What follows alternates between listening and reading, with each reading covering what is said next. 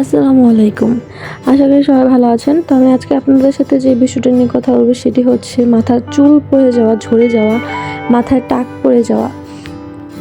আসলে ছেলে মেয়ে সবারই চুল পড়ে, আর এই চুল একটি ক্যারাটিন নামক পদার্থ দিয়ে তৈরি। চুলের 97 ভাগই হচ্ছে প্রোটিন এবং 3 ভাগই হচ্ছে পানি। চুলে যতটুকু আমরা দেখি তাই মৃত কোষ। চুল প্রতি মাসে আধা ইঞ্চি করে বড় হয় এবং গ্রীষ্মকালে চুল দ্রুত বড় হয় এবং শীতকালে কম বড় হয়। একটি চুলের গড় আয়ু 2 থেকে 8 বছর পর্যন্ত। আসলে আমাদের প্রত্যেকের মাথায় 1 থেকে 1.5 লাখ চুল থাকে। প্রতিদিন 1 থেকে 150 চুল পড়া একদমই স্বাভাবিক, কিন্তু এর চেয়ে বেশি পড়লে অবশ্যই সেটা চিন্তার কারণ। চলুন দেখে নেওয়া যাক কী কী কারণে চুল পড়তে পারে। অ্যান্ড্রোজেনিত হরমোন নারীর চুল পড়া ও পুরুষের টাকের সবচেয়ে বড় কারণ।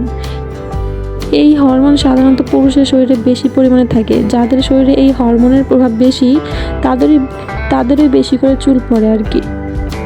এবং ছত্রাক সংক্রমণ বা খুশকি হলো চুল পড়ার অন্যতম কারণ। সেক্ষেত্রে ছত্রাক রোধী শ্যাম্পু চুলে ব্যবহার করতে হয়। এর জন্য ওষুধ খেতে পারেন। সংক্রমণ ভালো হয়ে গেলে চুল পড়া বন্ধ হয়ে যাবে। এবং শরীরের পুষ্টির ওপরও চুলের স্বাস্থ্য কিছুটা নির্ভর করে। দৈনিক খাদ্য তালিকায় আমিষ, শর্করা, চর্বি, খনিজ, ভিটামিন, পরিমাণ মতো পানি রাখতে হবে। তাহলে আর চুল পড়ার যে সম্ভাবনা সেটা অনেকটাই কমে যাবে। এবং দুশ্চিন্তায় ভুগলে বা মানসিক সমস্যা থাকলে স্বাভাবিকের চেয়ে চুল একটু বেশিই পড়বে। তাই আপনারা একটু চেষ্টা করবেন দুশ্চিন্তা থেকে একটু বিরত থাকার জন্য। হরমোন কম বেশি হওয়ার কারণেও চুল পড়তে পারে।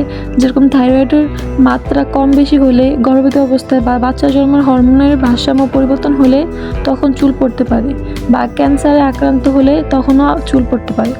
তো চলুন আজকে এই চুল পড়ার প্রতিরোধ আমি আপনাদেরকে কিছু টিপস দিই। যেরকম পুষ্টিকর খাবার খাওয়া এবং পর্যাপ্ত পরিমাণে পানি খাওয়া, তারপর হচ্ছে চুল খুশকি মুক্ত রাখা, দুশ্চিন্তা মুক্ত থাকা, তারপর বিভিন্ন রং ব্যবহার করা থেকে বিরত থাকা, কোকড়া চুল সোজা করা থেকে বিরত থাকা, টেনে চুল বাঁধা এটা বন্ধ করে দেওয়া, চুল একদম কোমলভাবে বাঁধতে হবে, চুলের ধরন অনুযায়ী আপনাকে শ্যাম্পু ব্যবহার করতে হবে, এবং যে কোনো ওষুধ গ্রহণের ক্ষেত্রে অবশ্যই ডক্টরের পরামর্শ নিয়ে তারপর হচ্ছে সেই ওষুধ সেবন করা।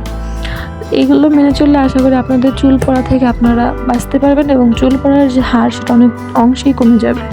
আসসালামু আলাইকুম। আমার ভিডিওগুলো ভালো লাগলে অবশ্যই আমার চ্যানেলটি সাবস্ক্রাইব করে পাশে থাকবেন।